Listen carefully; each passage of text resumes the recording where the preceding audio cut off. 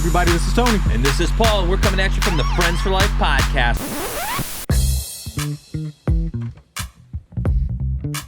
Hey, I'm Tony Stewart. I like to read books on leadership.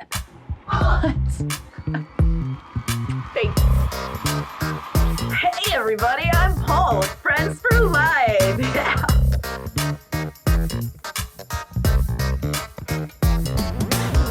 I have no idea what I'm doing. Hi, everyone. Welcome to the Friends for Life podcast. This is the Sarah takeover while Tony and Paul are out on the road interviewing people in all 88 counties. We're so happy you joined us today, and let's go meet our guests.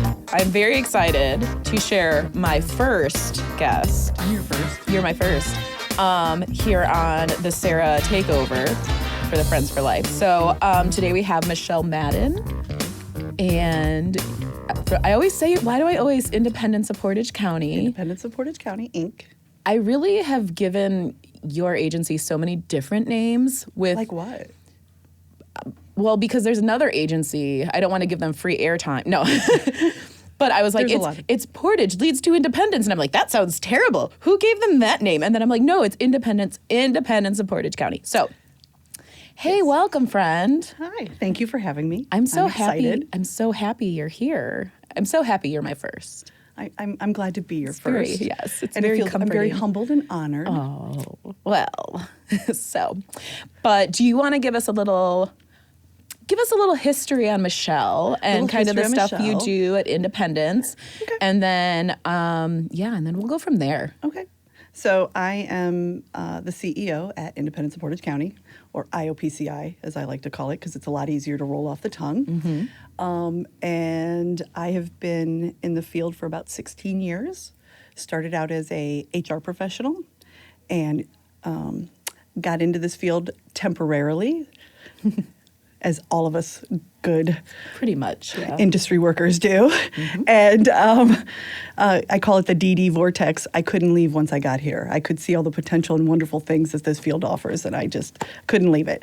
So as an HR professional until March of 2020, and then I took over as the CEO 30 days before that little pandemic thing happened. I don't know if seems like really excellent timing. It was really excellent timing. I will say it was probably the best thing for me because I really grew as a leader during those 2 years. Mm-hmm. I really did. So, but we provide a whole plethora of service deliveries. So we have integrated care facilities. We own and operate 6, 8 bed or less.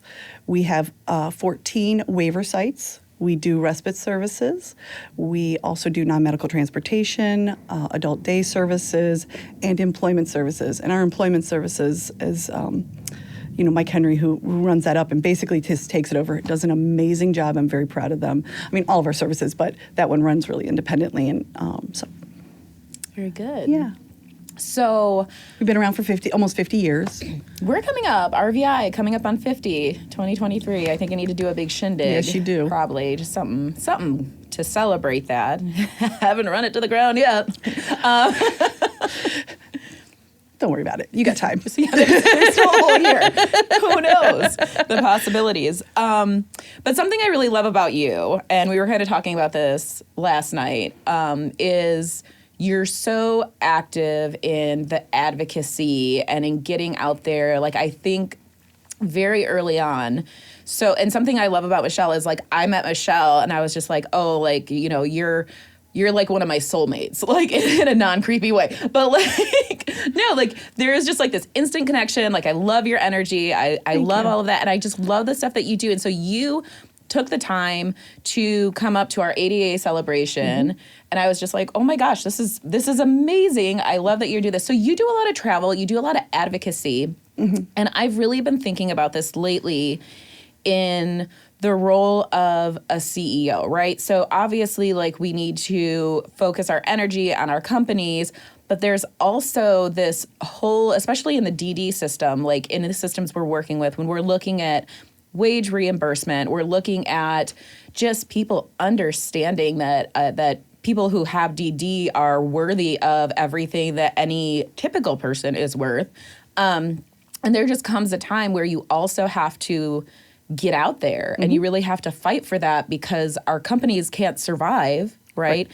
if the system is wonky, Right. My kids have a book called The Wonky Donkey, and so like I feel like that's the DD system. Just hold that up right now. The wonky donkey. That's our. Let's read it, shall we? But yeah, so like, when was it that like you had that realization, That epiphany? Like, yeah, like I gotta get out there. I gotta do this stuff. So I'm going to take a couple steps back. As an HR professional, I came into this field. I had never worked in the field, didn't know. I come from a hospital background. I took the job to break the ceiling and then go back to the hospitals because, let's face it, hospitals have more money than the DD system, right? So, but I got here, I loved it, and I just embraced it. But as I started working in the field, I was like, okay, people don't really know what a direct support professional is. People don't really know what we do because we don't want to put it out there. You know, we don't want to draw attention to persons with disabilities, right? That's what we had done. And now the pendulum has kind of switched a little bit. But as I started working, I thought, I need to know what a DSP is. I need to know a direct support professional. I need to know what they do. And so I worked some direct care. And so I really got into it, understood the job, so that when I'm out there recruiting, I could say, this is what we're asking you to do, okay? So I'm the type of person that I have to touch it, feel it, do it, you know, in order to understand it. So fast forward, I was well known and had a lot of community in our industry, community resources in the HR community, but as a leader and a CEO, I did not. So I went to my board in the summer of last year and said, I'd like to travel. I'd like to go and meet some CEOs, build my network, because we're not going to get through this next pandemic, which is our workforce pandemic, which is going to be a lot longer than the last 2 years of this COVID pandemic, without that. And they were supportive of it. They loved it. So I started going on the road, and as I was going, I realized how much, as we work together, the power's in numbers. And so it was this flip for those 3 months that I traveled that I'm like, we need each other. I need Sarah. I need what Sarah brings to the table. I need what my friend Jamie Steele brings to the table. I need what my friend, Liz Owens brings to the table so that we can all advocate together. And if I can help Sarah be a better leader, she flourishes. Mm-hmm. And if she flourishes, the system flourishes and the people we support flourish. And also then the understanding of what we do, because nobody knows what we do. You say direct support professional, they have no idea. And sometimes I don't even think we understand exactly what that job is, because as a direct support professional, depending on the variety of things you're doing, it can vary, mm-hmm. right? I mean, you work in waiver services, you work in ICF, you work in employment services, it's a very different thing, but it's all a direct support professional. Right. But it really just clicked. And I've built my career on understanding and then also partnerships. I would not be where I'm at without the people like Patty Slosher, who took me under her wing, and Ron Hammonds in the HR field. I learned from them, and I've now been a better leader for it. Mm-hmm. So I think that's where we're going. In order for us to get through this, there's plenty of people to support. And if we don't fix our system and we don't fix how people view our system and what is needed and reform some of these things, we may not survive. And I know people don't want a Willowbrook again. None of us do, right? Right. If we don't do something, we may go back to that. Mm-hmm. We're all smart enough to not stay there, I think, but it's just, So I then had this burning desire, and my board luckily is behind it. And again, if Independence of Portage County succeeds, wait, let me back up. If the system and industry succeeds, Independence of Portage County will succeed. Right. It will be better for it. RVI will be better for it. So that's so now I've made it my mission to just kind of do that, because, I'm a little nuts, and when I get an idea in my head, I just kind of got to go with it. I feel that. And I have a hard time when people tell me no, because then I'm like, why? I would never... like, why is that a no? Why can't we do that? I would really never think that of you. Don't say, I'm sorry. Did I answer your question? I don't even know. No, I went on a soapbox there. I mean, the only reason I'm doing this is so I can get on my soapbox. Okay. That's... Because people do want to listen to what we have to say. And if not, we'll force them. It's fine. I mean... I got the microphone. Yes. See, there I go. We did a little singing. I'm not singing. I informed Michelle earlier that this whole interview will be conducted in song, and she did not agree to that. So no, I did not understand the assignment. So no, I think that's so right though. Like when you think about what it takes to succeed, like if you don't have, so we've talked about this on this podcast a million times, and if you don't have the infrastructure, like we are not agency that is really capitalistic, right? Like we can't raise our wages. We can't say like, okay, because of this, now I have to charge more for these Johnny, services. I'm sorry, it's more. You have to now pay me an additional $200 a day for your services. Yeah. You can't do that. You can't do that. No, it doesn't work. Which is so weird. Yeah. And so the whole idea that like, and I am not, like, I 100%, like, always have to take a step back and say, like, okay, what is my culture like right now? What is going on? Like, just perfectly honest, I'm in that boat right now where I realize, like, okay, I need to take a step back and we're gonna make sure home's okay. But there's only so much you can do when you work in a system where everything is already dictated to you and you have so many different levels of compliance and this and that. And so to me, it's so interesting to say, okay, we're this capitalistic society and but here's what you can actually do, and you don't really have any wiggle room in there except maybe go fundraise, which I love a good fundraiser, don't get me wrong. I try and I hate writing grants so much, but like I do not like writing grants. I try writing grants, but it's like, so you're asking me to do more and to run this agency I already have. And then go like, let's go do a bunch of car washes, let's sell some pizzas, like, you know, and work direct care at this point. And yes, and do some direct care work. And, you know, so it's just baffling to me, like the expectations and then the reality. But you have really great things to say about philosophy versus reality. And I would love, because Michelle taught me this. Looking at, and you said you learned it from someone else. I did, and I don't remember who it was. I heard it on I'm like a sponge, and that's how, little known fact, I've been on my own since I was 17 years old. I had a lot of folks in my life that helped take care of me. I come from a little bit of a troubled background. Not that I was in trouble, but, addiction, abuse, and all that. And, I'm a firm believer that you can take the bad things in life and live a bad, and oh, woe is me, or you can take them and build your empire, so for me, I took those bad things and learned off those experiences. And one of the things is I'm a sponge. So I take things from people and I make it part of me, which I think is a testimony to the people that come into my life, because I take things from you and our experiences. I take things from this experience today and I'll bring it in. And so that's where that came from, reality versus philosophy, because they don't align right now. Yeah. And it came from a Zoom meeting, a podcast, I don't remember what, but and I think it's really interesting because reality is we don't have enough people to support what we do. Mm-hmm. We don't. And reality is we're coming off this horrible global pandemic, and there's a lot of changes in our world, but we have to roll with it. And philosophy is that we want, person-centered. All of us want that, right? Mm-hmm. We want smaller group settings. We want community integration. We want all those things.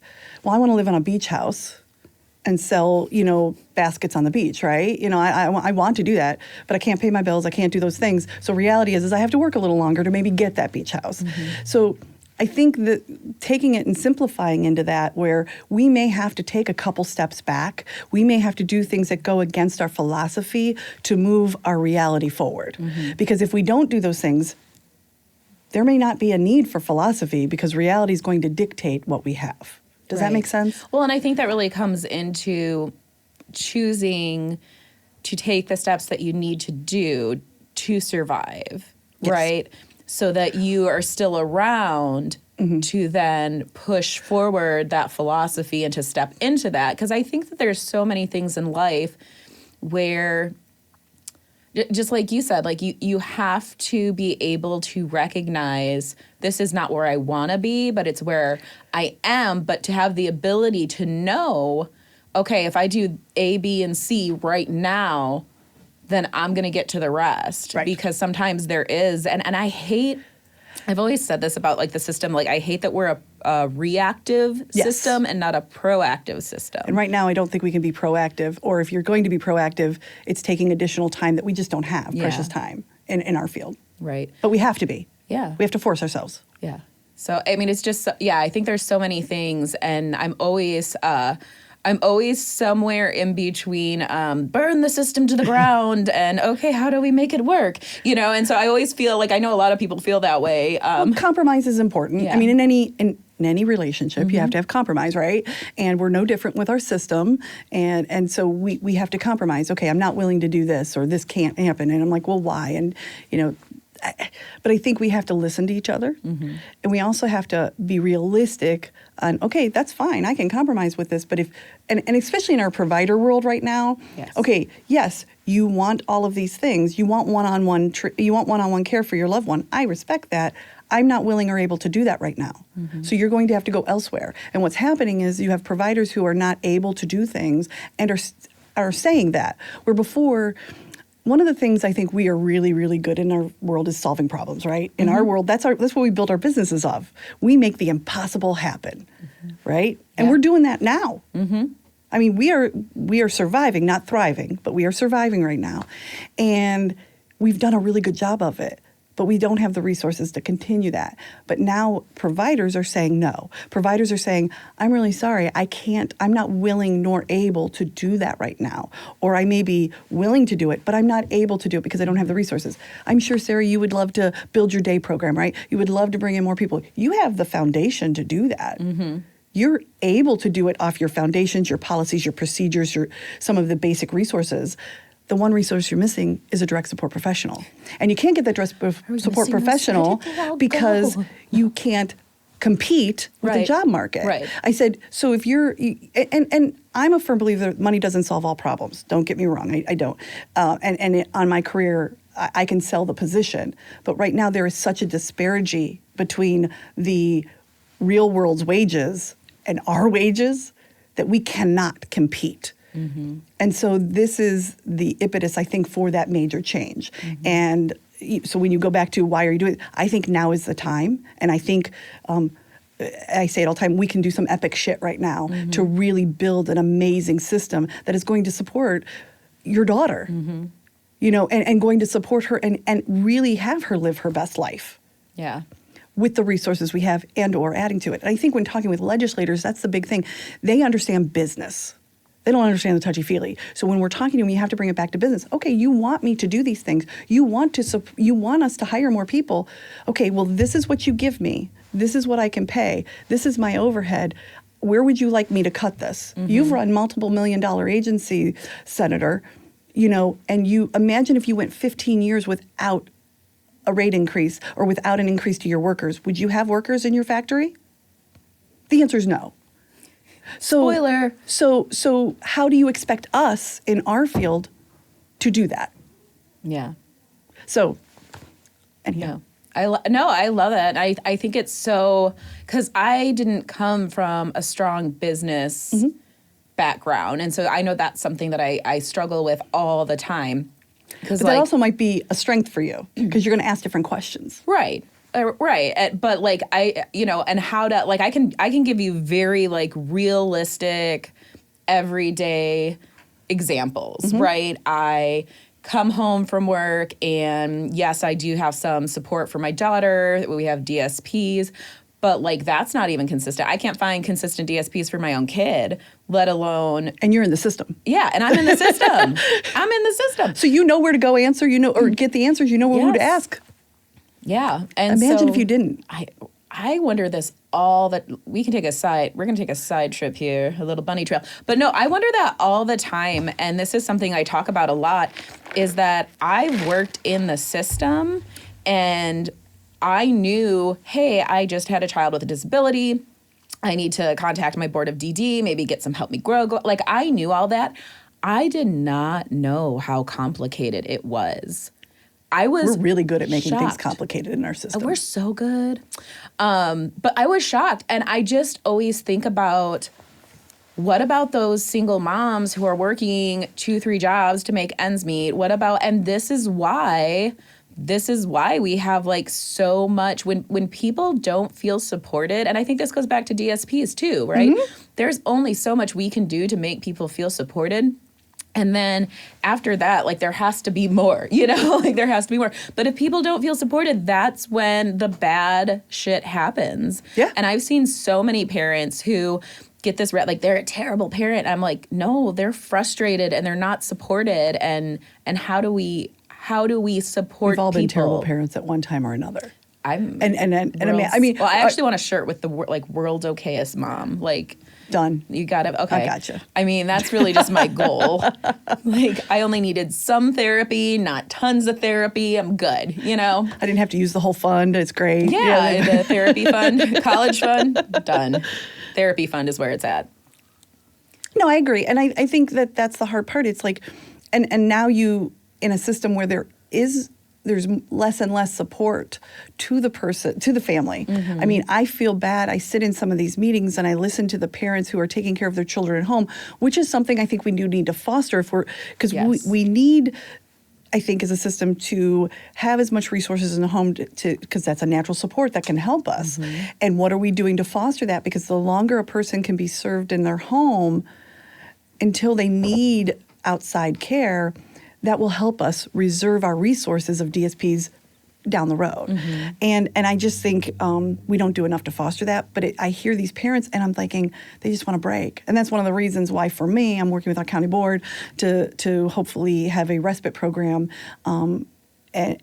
that will service also with remote services in it. And so I'm excited for that. Mm-hmm. I'm nervous too because I don't know, how am I going to staff it? How am I going to do this? Right. But I'm gonna make a try Yeah. because I got to try. The worst thing that happens is I fail. And what did I learn from it? What can we what can we do better?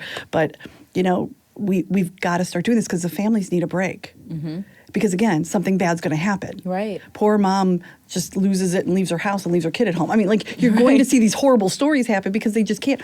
I can tell you in our county, we have families who are just relinquishing their children to children's services, saying this is the only way I can get help is if I give up my child. I don't, and they're crying. And I'm like, what the heck why are we here? And I feel bad because I want to help, but I don't have the resources to help. I don't have a direct support professional to help. Right. I have everything else. I don't have that. So how do we get more DSPs in the system? Mm-hmm. Getting out there, talking to people. Yeah. Well, and I think just making aware, and so that's what I love, because I think, again, we were having this conversation last night about one of the reasons that Tony really started this podcast is because, like, Tony is all about relationships, nurturing, helping each other grow, but also, like, getting out, like, what is a platform where you can get the word out and all of that. So we're out here, we've got our boots on the ground, we're meeting with people, we're getting the advocacy. What's our end goal? As long as we are moving forward. I think as long as there is movement forward, because I have to be honest, I don't even know, let me go back. The end goal is to get us to a point where we are stabilized and then we can start to thrive.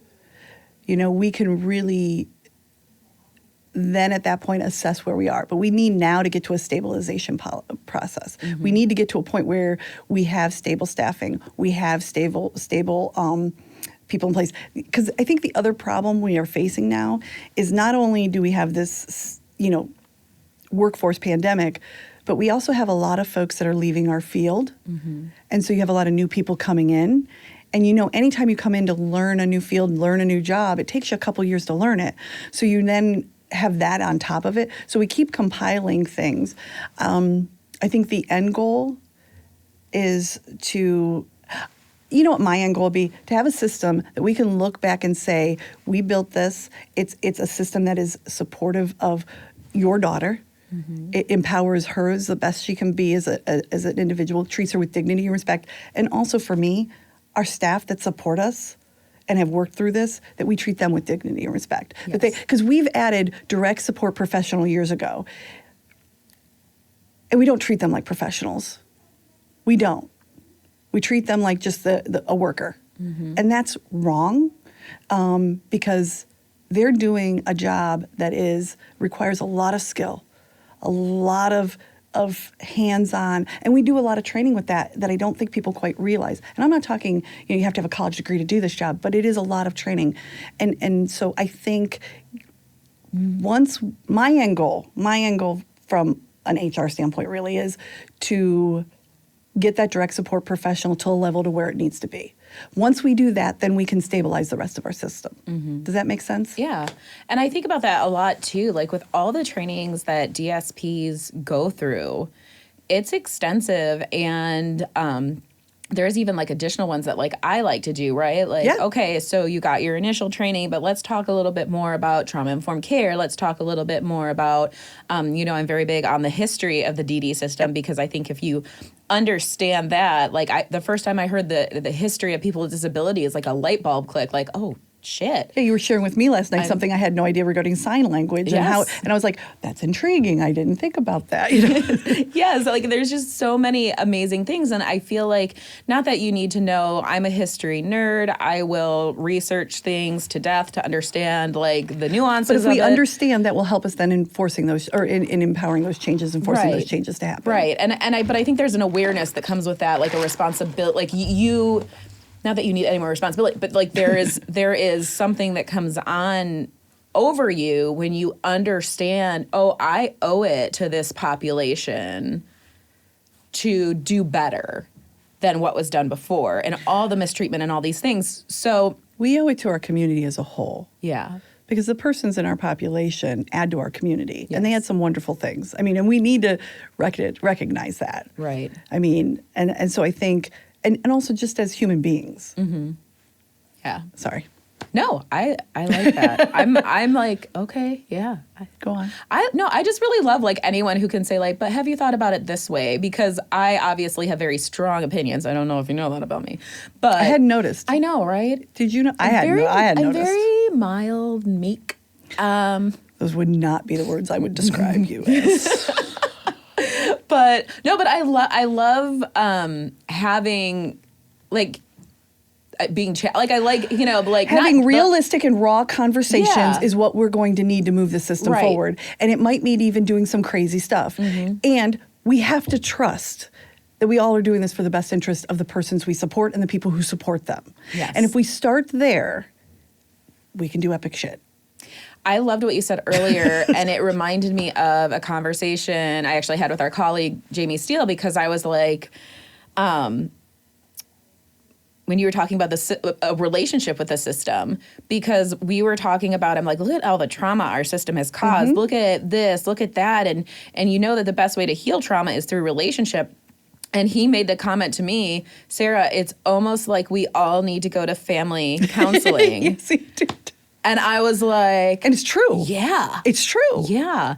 And to be able to have those hard conversations, I'm giving a presentation at the Ohio Association of County Boards, biannual, whatever, their conference coming up. Spring conference. And, there are things in there that I do come at the system. And so like I'm always very cautious in like who I'm talking to, but to say like, look, I'm going to say things about the system. I know there are good people here. I'm not trying to offend, but I do want to challenge the way you do things from my lens, like from this lens. And I think that we need to be able to say those uncomfortable things, but say them constructive criticism is not a bad thing. Well, and with good intent. Yeah. Like if I came up and said, hey, the way that you're talking to me right now, it hurt, it bit. You kind of corrected me on my first podcast. But no, I'm just joking. But to not be really. able to I'm say, really not sorry. I know she's not sorry at all. But I want you to be the best you. I love you, and I took this way. Is that what you meant? And I think that we talked about this in like a previous episode. Feel free to go back and check that out. Nice plug. Who lets me out of the house? This is what I ask myself. Well, I'm all here the as your, time. I know. There's a reason I'm here. Yes, coercion. No. Truth. I brought her coffee. She did. She read my behavior plan and brought me coffee. Yes, That's good. Yes, absolutely. But no, like, how do we? And I think that's like the going forward. It's going to take a level of vulnerability. Yes.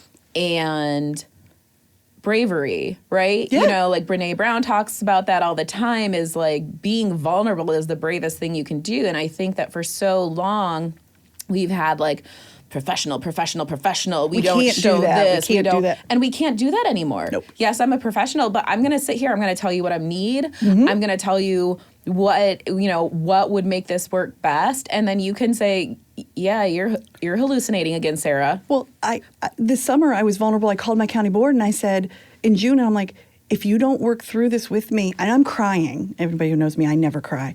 That's a lie. I'm crying going, I need your help. I said, I'm going to have to discharge. I have a cut list of 10 people unless we work through this, because I don't know what else to do. I can't continue to work 75, 80 hours a week doing my job and direct care and then advocating for change. I need your help. And George Winston from the county board goes, okay, Michelle. And we worked through it. I mean, I still had to make some difficult decisions, but it wasn't as bad as it was because, again, I was vulnerable. I was honest.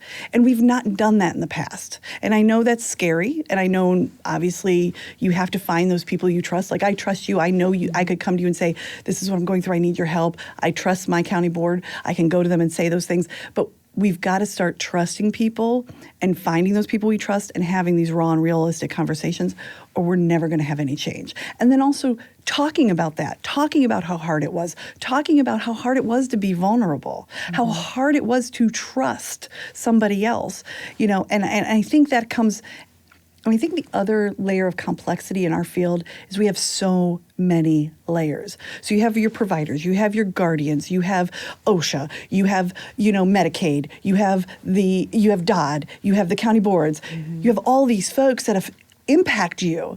And I'm going to speak just really, sometimes as a CEO, with all those things coming at you, it can be, crushing at times. You feel like you have the weight, and then you have how many lives that are on your shoulders? Not only the persons you support, but those employees that you have, their families, and then your community as a whole. I mean, and so that can be just daunting and overwhelming at times. So, just circling back to relationships, that's why one of the things I have is these relationships are so vital. So I appreciate that Tony's getting that awareness out and doing that, because I think we have to have these conversations, and we have to be vulnerable. And also, we also have to be conscious and recognize that. And also know that we will fail. We will make mistakes.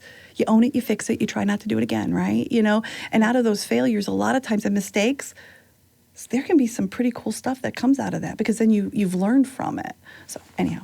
No, I just keep talking. Just keep talking. Great. I can talk. How long we got? I mean, didn't you and Jamie just put me to 1,000 words for another presentation? We are doing a presentation, and we informed her that she had to stay under 1,000 words. A minute. Yeah. No. The next part of this podcast is Michelle and I will see who can speak the quickest. No. I'm pretty doggone sure I can win that one. We get comments a lot like, Zip it. They're talking too quickly. I had a really great thought that was just going to blow everyone's mind and really just be... I'm sorry I took it from you. No, that's okay. It'll come back like in 10 hours when we're not recording anymore, but... You can just put it on the comments of the podcast. That way. This is what I had. This is what I was thinking. Isn't that great? And they'll be like, whatever, that was not that great. I'm just kidding. Well, so I mean, I definitely don't want to keep you all day. Oh, go ahead. No, I was just going to say. So you asked me what I wanted the system to look like, and what my goal was in my viewpoint. What's yours? I mean, I think for me, I when we talk about training and stuff like that and everything that we're asking DSPs to do, I definitely want a higher wage, and I want it to be like a respected field, and I really want to challenge the idea of a DSP. So we get so hung up on health and safety, and that is important, right? We don't want abuse. We don't want neglect. We want people to be as safe as possible. But I think that fear does a lot of controlling. And so for me, I would love to see DSPs move from... I mean, and I've heard other people in our field say this, and it makes me want to just ram my head into a wall, like glorified babysitters. No, these are adult humans, okay? We are not glorified babysitters. But there is that, I just have to hang out with them, I have to do this.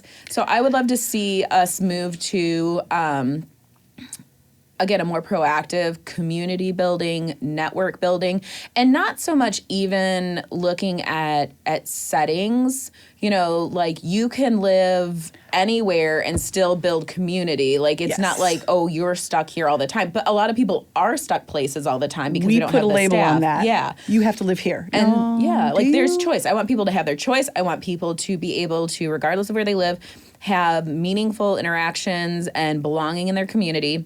So I would love to see that. I mean, in my mind, for what we are asking DSPs to do, it needs to be more of like an LPN wage, you know? I mean, to me, if we're doing this and if we're saying, I would love to see like, you know, maybe it's not a college degree, but maybe it's a certificate, or maybe we can like hire people in different levels. I don't know. I want to see people with disabilities better represented in their community. Okay. And I want to see DSPs earning a livable wage for the work they do on a daily basis. When we have DSPs, 30% of our at my agency, 30% are on some sort of public assistance. Yes. Why? Right. That should not be. Yeah. It just shouldn't be. And if you ask any of them, they don't wanna. Mm-hmm. They'd love to be able to get off that. And it's the same pot of money. That's the funny thing. I'm not that smart to figure all that out, but it's the same pot of money. Can we just talk about this pot of money thing? I'm sorry I went down that rabbit hole, but I'm like, and I'm a product of welfare. I grew up on this. It's there to help, and I believe in it and all that. But my God, we're this is literally what kills me every single time. So here's just an example. So Evangeline has a nurse that stays with her 8 to 4 Monday through Friday. I cannot have that nurse go to school with her, because if the nurse goes to school with her, then the school has to pay out of the same pot of money, and they're unwilling to do that. So instead, she's in a medically fragile classroom and not interacting. Like, she doesn't get to go to her community school. She does not get to be around her neighborhood kids. She does not get to do any of that because... But it's the same pot of money. I know. I'm like, you're just, why? They're like, well, you know, it's the school's responsibility. I'm like, they're getting money from the state too to do this. Who the F cares? Get it done. I was just on a call earlier this week and I'm like, because, and something that has really brought in my knowledge is the fact that there's DD waivers and then there's Medicaid waivers. Right. Medicaid DD waivers and then just straight Medicaid waivers. And there are huge disparities in the pay of those. And a lot of people with disabilities use these Medicaid waivers, but we don't just like even, it's all the same. Like okay. I have nothing left to say. I was going to say, that's a lot bigger than me, but I'm like, I don't understand it. Like we've again, complicated things. We've complicated things. And I think that comes from a history of trying to fix things without trying to heal things first. Okay. I can see that. Like, we just keep putting Band-Aids on it, and eventually those Band-Aids are, like, so thick that I can't move my leg. And so I've crippled it. Yeah, so I've just completely...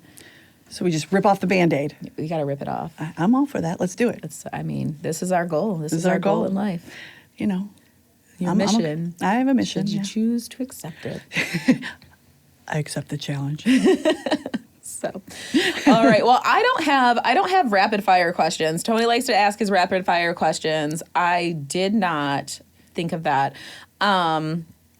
So I don't know. Are there any last words or thoughts or ideas that you would like to share here? No, I think we've had a good conversation. I'm excited for what the future holds. I'm also petrified because I got to do it with Sarah. But no, just kidding. But I'm excited for the future. I think, you know, we all need to put on our armor because it's going to be rough. Mm-hmm. And, you know, ripping off those Band-Aids is not going to go easily, you know, and it's going to hurt. Mm-hmm. And I think just being there for each other.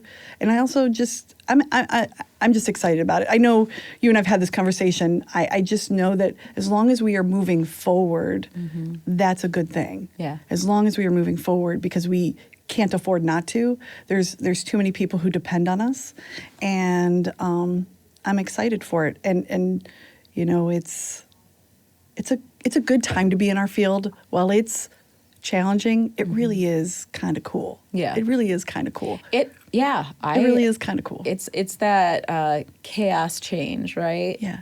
It's chaos, and now's the time to change it up. But I do think, just a word, I think also going forward, we need to give ourselves permission as CEOs, as direct support professionals, as professionals in the field, to pause and take care of ourselves. We can't lose that. And I think over the last 2 years, we've done that because we've been in this pandemic mode and, you know, take health and safety, keeping everybody, you know, and no staffing and all this. And so we do have to remember to take pause.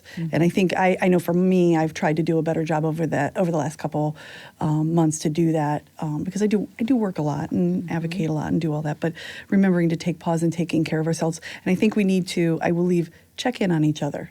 Just pick up the phone, send a text, hey, how are you doing? Because sometimes that can mean more than anything else. Just somebody caring and checking in on you, because this is a battle. Yeah. We got a long game ahead of us, and so. All right. Well, thank you so much. Welcome. Thank you. So happy you're here. Thank you. I'm happy to be here. It was a pleasure, and now let's go to work. I know I should probably do that at some point. And thank you guys for tuning in. There will be more takeover episodes, so make sure to be out on the watch for them. No, listen, I am allowed to be here. I have permission to be here. Okay, you don't have permission to be here. Okay, I am allowed to be here. Okay, I'm allowed. Bye.